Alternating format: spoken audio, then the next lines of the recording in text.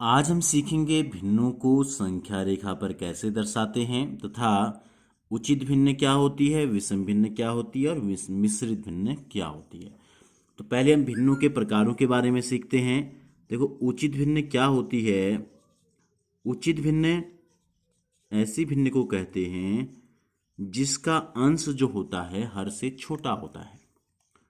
ठीक है, उचित भिन्न में होता है, जैसे मैं आपको एग्जाम्पल से बताता हूँ। जैसे है 1/2, 3/4, 7/9। तो ये हैं उचित भिन्न के उदाहरण। क्या है समानता इनमें आपको देखने को मिल रही है। देखो, 2 बड़ा है, 1 छोटा है। हर बड़ा है, हर यहाँ 4 है तो अंश 3 है, यानी कि 4 से छोटा है। इसमें हर 9 है तो अंश 9 से छोटा है, यानी कि 7 है।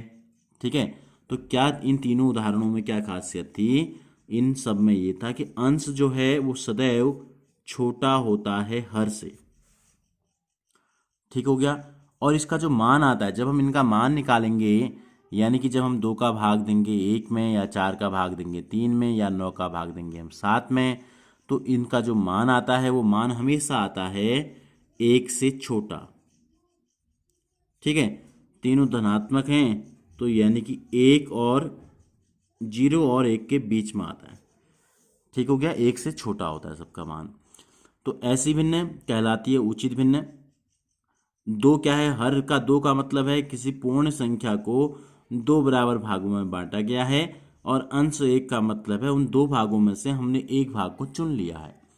3/4 का मतलब है किसी पूर्ण संख्या के हमने 4 बराबर भाग किए, तो हर में जो संख्या है इतने भाग हमने किए हैं, और अंश में जो संख्या है उतने भागों को हमने सेलेक्ट किया है, चुना है। ठीक हो गया, तो ये होती है उचित भिन्न।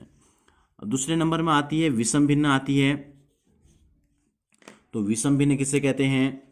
विषम भिन्न होती है जो कि उचित नहीं है। उचित का मतलब था अंश छोटा हर बड़ा।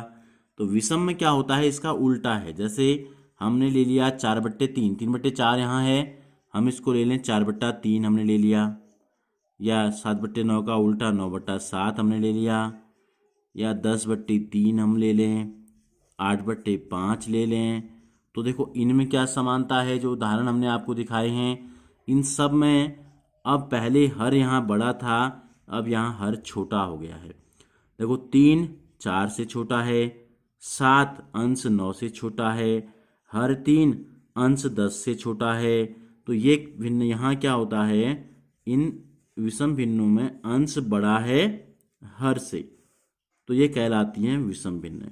अब 4 में से 3 भाग अगर हमको करने हैं, देखो जैसे 4 टॉफियां हैं, 3 बच्चों को बांट के खानी है, तो क्या होगा, एक एक टॉफी तीनों को मिल गई, बची एक टॉफी फिर बच गई, फिर 1 के 3 टुकड़े फिर करेंगे। यानी कि इसमें क्या होता है, एक पूर्ण संख्या आ जाती है पहले, और उसके बाद फिर एक भिन्न बचती है। ठीक है, तो ये हो गया 1 से छोटे थे, ये होते हैं 1 से बड़े, सदैव 1 से बड़े होते हैं। विषम भिन्न होती है 1 से बड़ी हमेशा। अब हम कहते हैं मिश्रित भिन्न। तो देखो, मिश्रित भिन्न क्या होती है।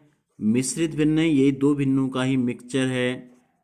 उसमें हम क्या करते हैं, जो ये भिन्न हमको दी गई हैं, जैसे 4/3 था, हमने क्या कहा, 4/3 में 3 बच्चों को टॉफियां बांट के खानी हैं, तो कितनी मिली सबको, एक एक तो पूरी मिल गई। तो पूर्णांक पूरी जो मिली वो हमको लिखनी है, एक हम पूरी मिली। अब बची कितनी, एक टॉफी बची, और कितने में बांटनी है उस एक टॉफी को, 3 में। तो जब हम इस प्रकार से लिखते हैं, इसमें एक पूर्ण संख्या आती है और एक उचित भिन्न आती है, ये दोनों मिलके कहलाते हैं मिश्रित भिन्न। तो हम विषम भिन्नों को मिश्रित भिन्न के रूप में लिख सकते हैं, जबकि उचित भिन्नों को मिश्रित भिन्न के रूप में नहीं लिख सकते। ऐसी 9/7 का मतलब क्या है, माना 7 बच्चों को खानी थी, 9 टॉफियां थी, तो एक एक टॉफी सबको मिल गई 7 बच्चों को। अब बच गई 2 टॉफियां, तो 2 टॉफियों को बांटना है 7 बच्चों में, तो एक एक पूरी मिल गई, यानी कि एक पूर्ण संख्या आ गई, ये चीज़ है। इसी प्रकार अगर हम 10/3 ही को यहाँ लिख दें मिश्रित भिन्न में, तो 10 टॉफियां थी, 3 बच्चे थे, तो 3 टॉफी सबको मिल गई, 9 हो गई, बची कितनी, एक। उस एक टॉफी के 3 भाग करके बच्चे खाएंगे बांट के। तो ये जो भिन्न है ये कहलाती है मिश्रित भिन्न। तो 3 प्रकार की मुख्यतः भिन्न है, मुख्यतः तो 2 ही प्रकार की हैं, एक उचित है और एक विषम है।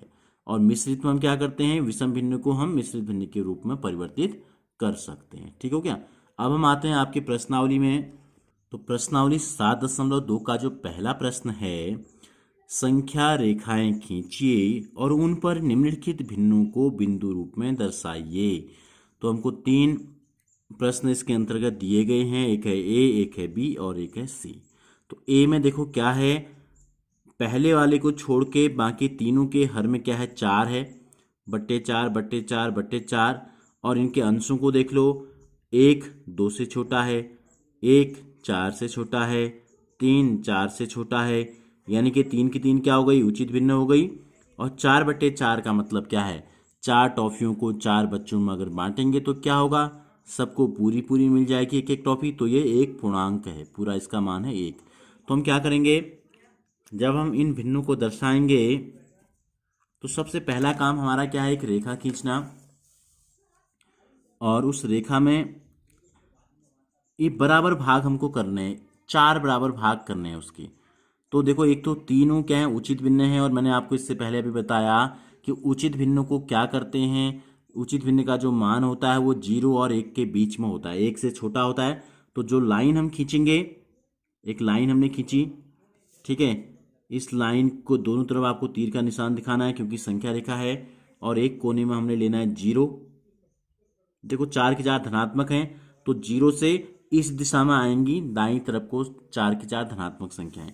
तो 4 बराबर भाग हमको करने हैं, क्या करने हैं, 4 बराबर भाग हमको करने हैं। तो हम भाग करते हुए आते हैं, देखो 1.5 हम ले लेते हैं क्योंकि 6 सेंटीमीटर से बड़ी रेखा बन रही है। पहला भाग हो गया 1.5 में, दूसरा हो गया 3 में, फिर हो जाएगा आपका 1.5 जोड़ देंगे तो 4.5, फिर जोड़ देंगे तो 6.5। तो इस वाले कोने को ले लेते हैं हम 1। ठीक हो गया, 1 हो गया 0 और दूसरा हो गया हमारा 1 हो गया। हमें करना क्या है, हमें इनको दर्शाना है बिंदु रूप में। कहा है तो डॉट तो हमने बना दिए हैं, 0 से 1 के बीच के हमने कितने भाग कर दिए, एक बार देखो ध्यान से। यहाँ तक हो गया 1, यहाँ तक हो गया 2, यहाँ तक हो गया 3 और यहाँ तक हो गया 4। तो 4 बराबर भाग हमने कर दिए। अब जैसे 1/2 है, तो क्या हम 1/2 को के हर को बदल सकते हैं। देखो 1/2 है, अगर हम इसके हर को 4 करना चाहें तो हम क्या कर सकते हैं, इसके हर को भी 2 से गुणा कर देंगे, इसके अंश को भी 2 से गुणा कर देंगे। 2 एकम 2, 2 दूनी 4। तो 1/2 को हम लिख सकते हैं 2/4। ठीक हो गया। तो सबसे पहले हम लिखते हैं, देखो 0 और 1 के बीच के 4 बराबर भाग हमने कर दिए और बढ़ते कहाँ से हम 0 से 1 की तरफ। तो पहला वाला जो भाग आएगा ये हो जाएगा 1/4।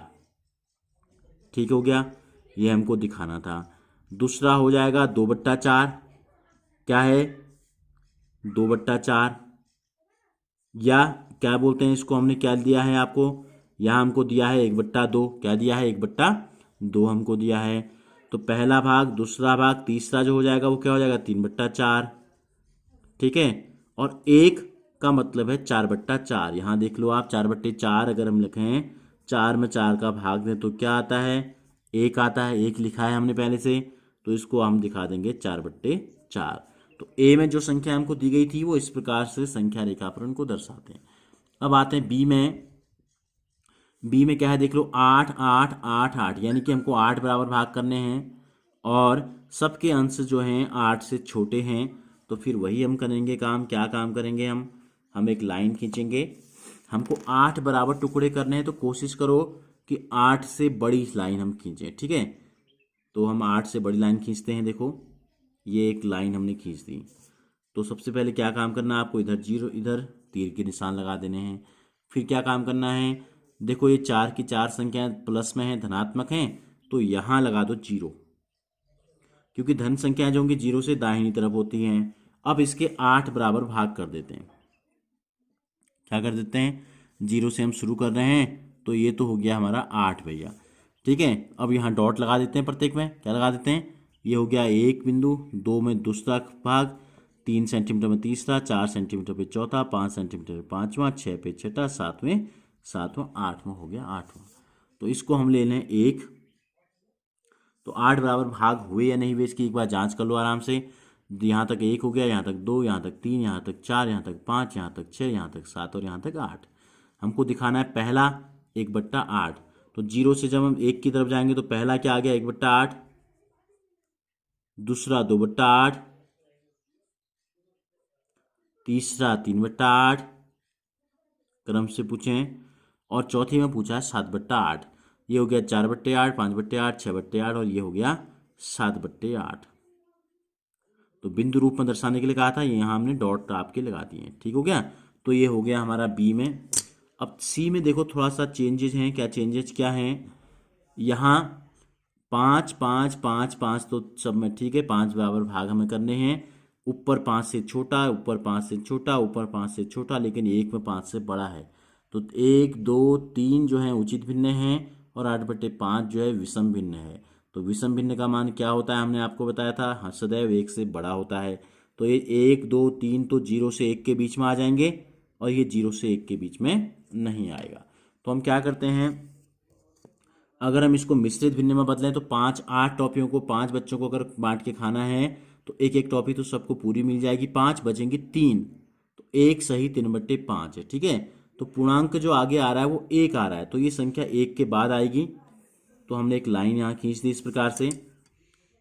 अब कितने भाग हमको करने हैं? 5 भाग हमको करने हैं। तो सबसे पहले 0 और 1 हम बनाते हैं। देखो ये हमने ले लिया, इसको अगर हमने 0 ले लिया, ठीक है, तो 1 2 3 4 5 5 भाग यहाँ पर हो जाएंगे। फिर 1 2 3 4 5 के बाद यहाँ आ जाएगा 2। तो पहला काम तो हमारा ये है, ये आपका 0 है, ये आपका 1 है और ये आपका 2 है। ठीक है। क्यों लिया हमने ऐसा, क्यों किया हमने ऐसा? इसलिए किया क्योंकि 0 और 1 के बीच में आनी है 3 भिन्नें। ठीक है, 3 उचित भिन्नें हैं और 1 से बड़ी 1 है तो वो 1 और 2 के बीच में आ जाएगी। हम अब इन दोनों के 5-5 भाग कर लेते हैं। दोनों के क्या करेंगे? 5-5 बराबर भाग कर लेते हैं। तो ये हो गया आपका 1, ये हो गया आपका 2, ये हो गया आपका 3, ये हो गया आपका 4 और ये हो गया 5। इसी प्रकार 1 और 2 के बीच के 5 भाग करेंगे, 1 2 3 4 और 5 आपके। ठीक है। ये भाग आपको जो करने हैं वो बिल्कुल बराबर करने हैं। तो पहले में पूछा है 2/5, तो ये हो गया पहला बिंदु, ये हो गया दूसरा बिंदु, तो ये हो गया 2/5 आपका। फिर पूछा है तीसरा बिंदु 3/5 भी हमसे पूछा है, तो ये हो गया 3/5। फिर 8/5 है, तो आगे बढ़ते रह सकते हैं वैसे। ये हो गया 4/5, ये हो गया 5/5, ये हो गया 6/5, ये हो गया 7/5 और ये हो गया 8/5। नहीं तो हम इसको ऐसे भी लिख सकते हैं। देखो 8/5 को अगर हम ऐसे बदल दें, 5 एकम 5 बच जाएगा 3। तो एक पूरा है, एक पूरा आ गया। एक के बाद क्या आता है? 2। तो 1 और 2 के बीच में तीसरा खाना, 5 बराबर भाग कर रखे हैं तीसरे नंबर में, तो पहला दूसरा तीसरा। तो इसको हम ऐसे भी लिख सकते हैं, 1 सही 3/5 भी हम दिखा सकते हैं। ठीक हो गया। अब क्या बचा? एक बचा 4/5। तो ये हो गया 3/5, तो ये है आपका 4/5। तो इस प्रकार से पहले प्रश्न में क्या किया हमने, जो भिन्न हमको दी गई थी हमने इनको संख्या रेखा में दर्शाया।